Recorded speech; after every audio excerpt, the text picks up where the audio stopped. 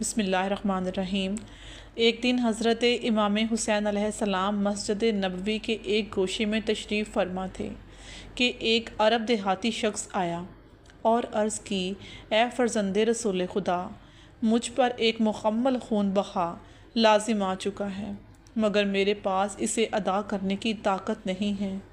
میں نے اپنے دل میں ارادہ کیا کہ سب سے زیادہ کریم، سخی و شریف انسان سے مدد مانگوں، جو میں نے اہل بیت رسول صلی اللہ علیہ وآلہ وسلم سے زیادہ کریم کسی کو نہیں پایا۔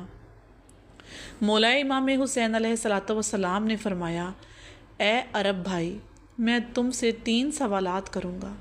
اگر ایک کا جواب صحیح دے دیا تو تمہارے قرض کا 1/3 میں ادا کر دوں گا۔ اگر 2 سوالات کے جواب دے دیے تو 2/3 قرض ادا کر دوں گا، اور اگر تینوں سوالات کا جواب درست دیا تو پورا قرض میں ہی ادا کر دوں گا۔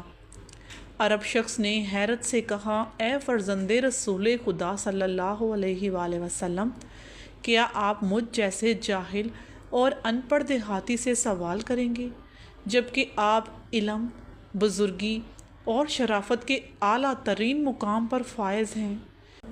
امام حسین علیہ السلام نے ارشاد فرمایا، ہاں، کیونکہ میں نے اپنے نانا رسول خدا صلی اللہ علیہ وآلہ وسلم سے فرماتے ہوئے یہ سنا ہے، یعنی نیکی اور احسان سائل کی معرفت عقل و شعور کے مطابق ہونا چاہیے۔ عرب شخص نے کہا، جو چاہیں پوچھیں، اگر جانتا ہوا تو جواب ضرور دوں گا، اور اگر نہیں جانتا ہوا تو آپ سے سیکھوں گا، اور طاقت صرف اللہ ہی کی ہے۔ امام حسین علیہ السلام نے سب سے پہلے اس سے یہ سوال پوچھا کہ سب سے افضل ترین عمل کون سا ہے، جس پر اس عربی نے جواب دیا، اللہ پر ایمان۔ امام نے دوسرا سوال پوچھا، ہلاکت سے نجات کا راستہ کیا ہے؟ اس عربی نے جواب دیا، اللہ پر بھروسہ اور توکل کرنا۔ امام نے تیسرا سوال پوچھا، مرد کی سب سے بڑی زینت کیا ہے؟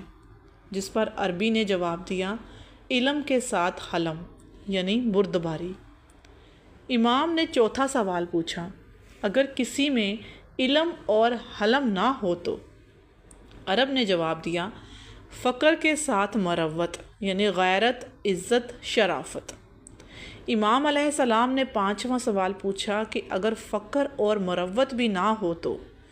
جس پر عربی نے جواب دیا، تو آسمان سے ایک بجلی گرے اور اسے جلا کر خاک سر کر دے، کیونکہ وہ ایسے ہی عذاب کا مستحق ہے۔ جسے سن کر امام حسین علیہ السلام یہ سن کر مسکرائے اور ایک تھیلی عنایت فرما دی، جس میں 1000 دینار یعنی خالص سونے کے سکے تھے، پھر ایک انگوٹھی بھی عطا کی جس کی قیمت 200 درہم تھی، اور فرمایا، یہ دینار اپنے قرض خواہوں کو ادا کر دو، اور انگوٹھی کو فروخت کر کے اپنے اور اپنے اہل خانہ کے اخراجات کو پورا کرو۔ اس عربی نے وہ سب کچھ لیا اور جاتے جاتے قرآن کی ایک آیت تلاوت کی، یعنی اللہ خوب جانتا ہے کہ اپنی رسالت کہاں قرار دے۔ سورہ انعام کی آیت نمبر 124۔